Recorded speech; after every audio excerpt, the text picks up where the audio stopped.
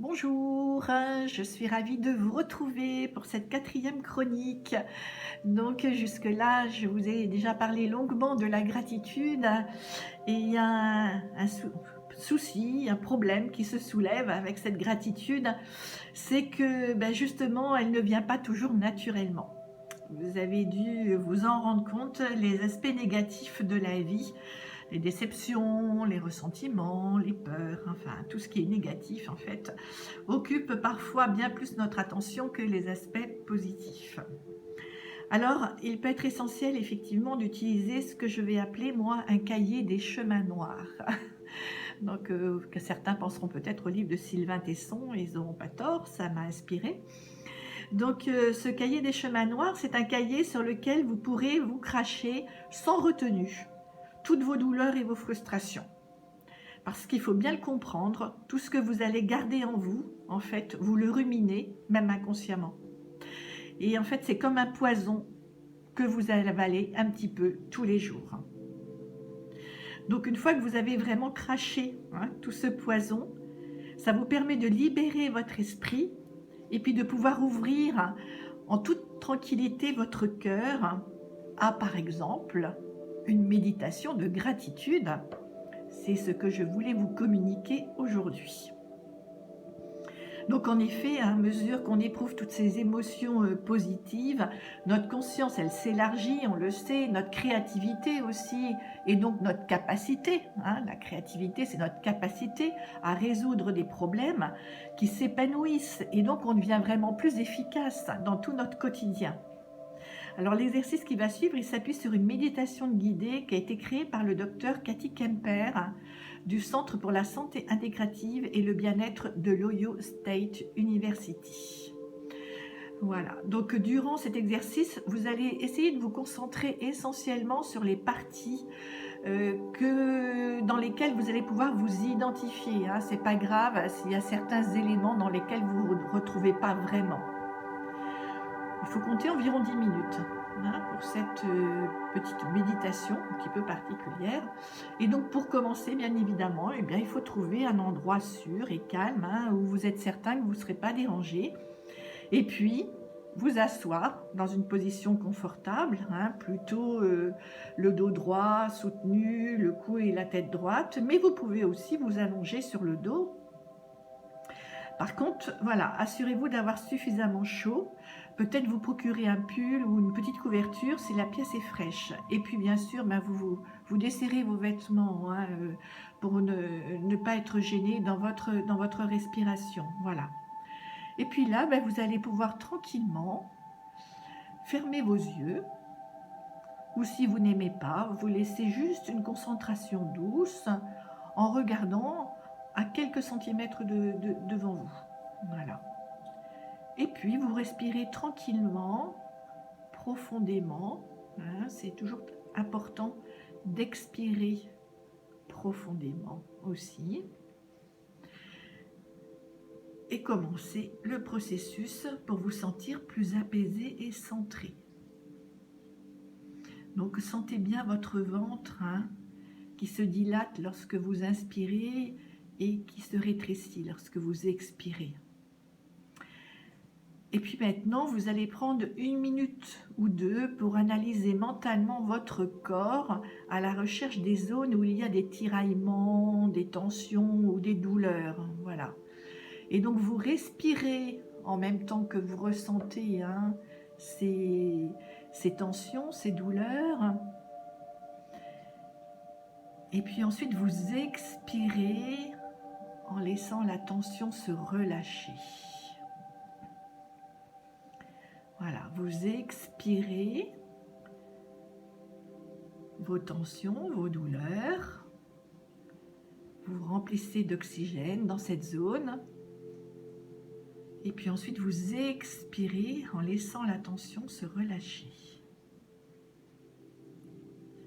Et puis maintenant, vous allez remarquer aussi l'inquiétude, la peur, la colère, l'irritation, peut-être la jalousie ou le jugement. Voilà. Et vous allez de la même façon inspirer simplement ces émotions, les noter en même temps que vous inspirez, laissez-les s'exprimer. Lorsque vous expirez, une autre inspiration dans toutes les émotions inconfortables et expirez en les relâchant.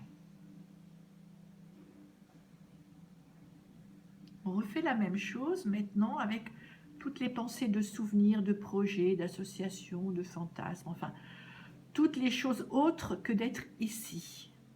Donc vous les respirez aussi, vous les remarquez simplement, toutes ces pensées, pendant que vous inspirez, et pendant que vous expirez, vous les laissez s'écouler avec la respiration.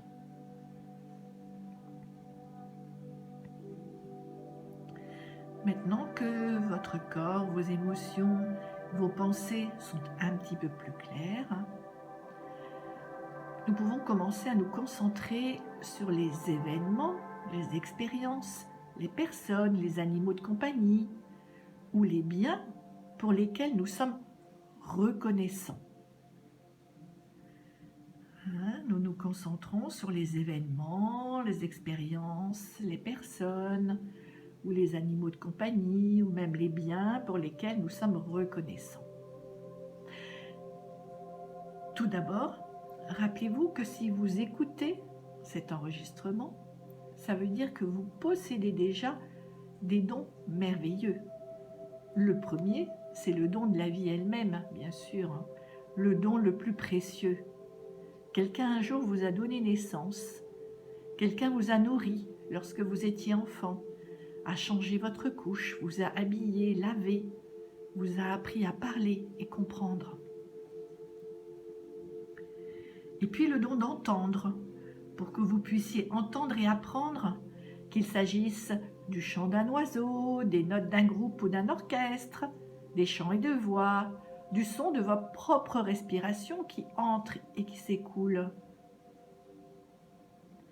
Le cadeau d'un battement de cœur régulier, instant après instant, pompant du sang frais et vivifiant vers tous vos organes.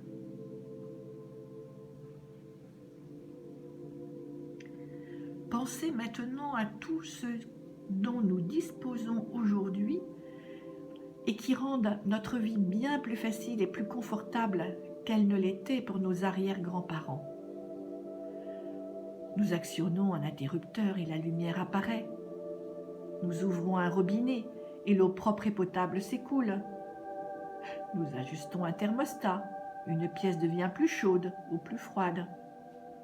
Nous avons un toit pour nous garder au sec quand il pleut, des murs pour nous protéger du vent froid, des fenêtres pour laisser entrer la lumière, des moustiquaires, pourquoi pas, pour empêcher les insectes d'entrer. Nous pouvons monter dans un véhicule, il nous emmène là où nous voulons aller. Nous avons aussi accès à des machines qui lavent nos vêtements. Et nous avons des vêtements à porter, des endroits pour les ranger. Il existe aussi des machines qui conservent nos aliments à bonne température, nous aident à les cuire, sans que nous ayons à aller ramasser le bois. Nous avons la plomberie intérieure. Nous avons des bibliothèques publiques qui possèdent des milliers de livres et d'enregistrements que chacun peut emprunter et lire gratuitement. Nous avons aussi des écoles publiques qui peuvent nous apprendre à lire, à écrire. Des compétences qui n'étaient accessibles qu'à un très petit nombre, il ne faut pas l'oublier, il y a quelques centaines d'années.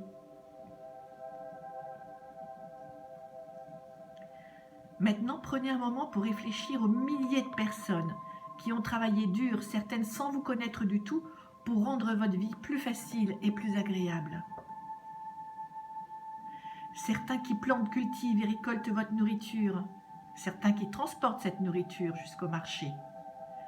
Une équipe de personnes qui construisent les routes, les voies ferrées. Une autre équipe qui entretient les véhicules, les chauffeurs.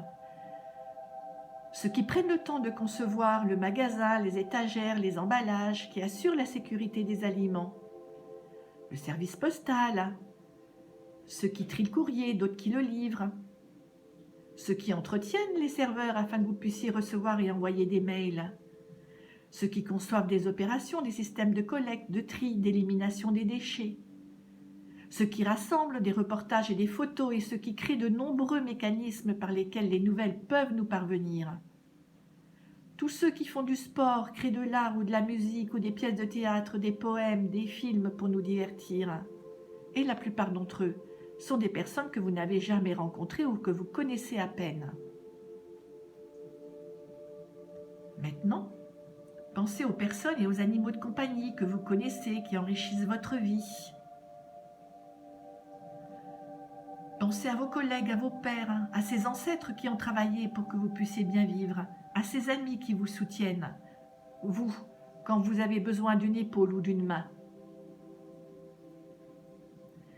Maintenant, prenez un moment pour réfléchir aux raisons pour lesquelles vous vous sentez reconnaissant en ce moment, maintenant.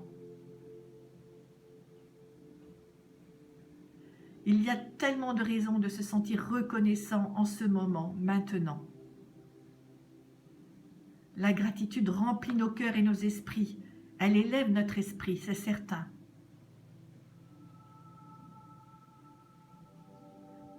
Lorsque vous avez terminé, vous pouvez remarquer la sensation de votre corps et de votre respiration à cet endroit.